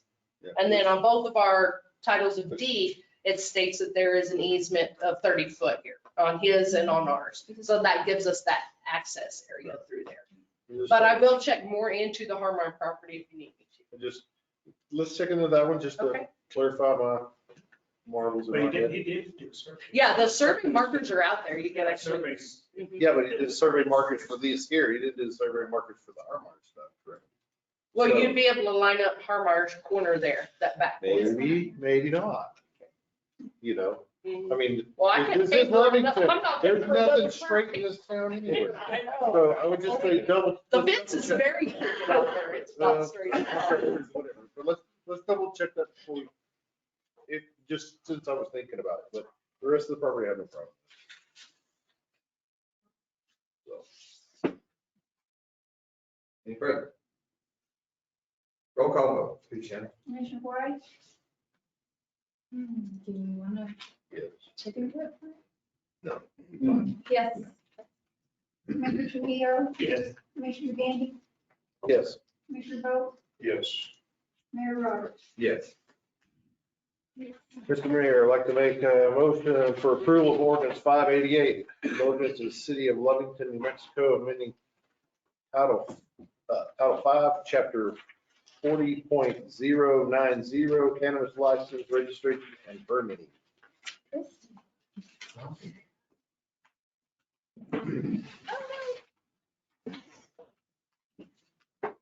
I just said that. I didn't hear it. There we go. Okay. Travis, a motion and a second. Discussion. Mayor and Commissioners, the advertisement for this amendment was sent out. We really didn't receive any feedback, and I don't know if the police department has or not. Since code enforcement went under the police department, it was no longer in Laura's job duties to do it, but this is just final improvement for that amendment, which has been provided to you guys. To make it read more like the alcohol. Yes, and it includes that variance. It changes the footage for the, I believe, the church. Yes. So. Is that it? That was it. All right, we need discussion.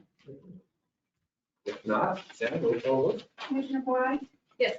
Commissioner Trujillo? Yes. Commissioner Bowe? Yes. Commissioner Gandy? Yes. Mayor Roberts? Yes.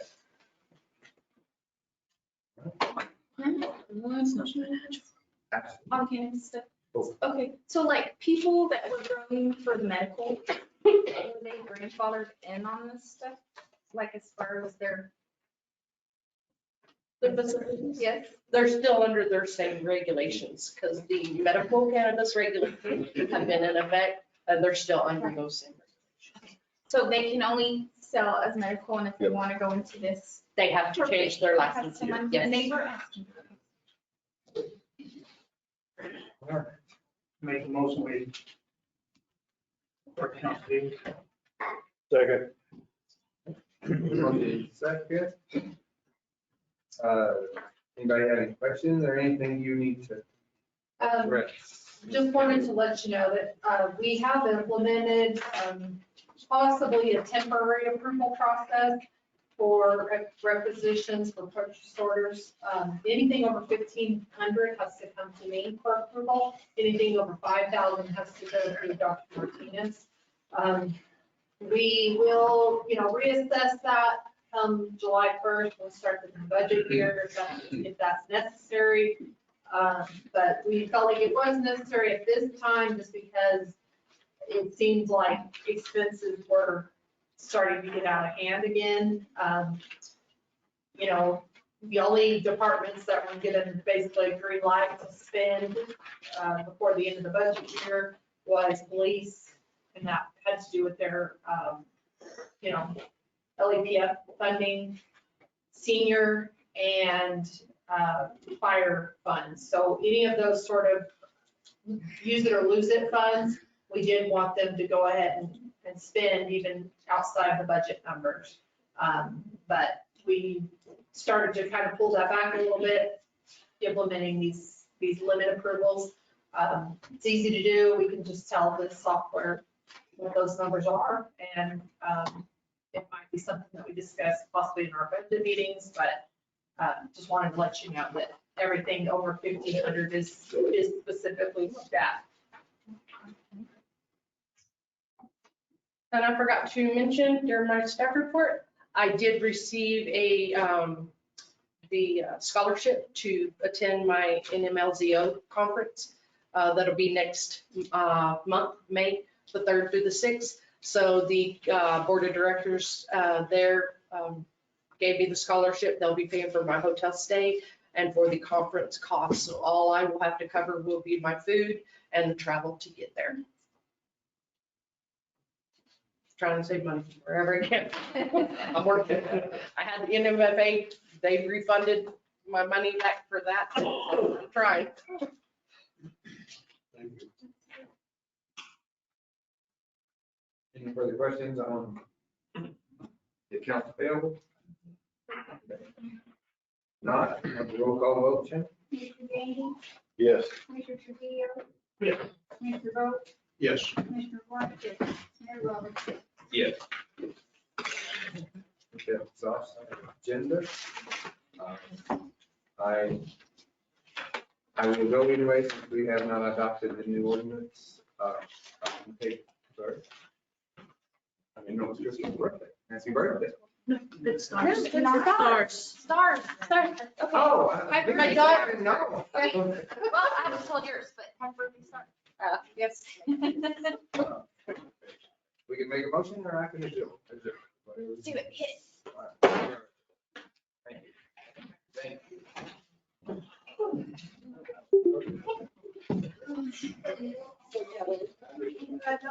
I'm not leaving, I'm just gathering my stuff.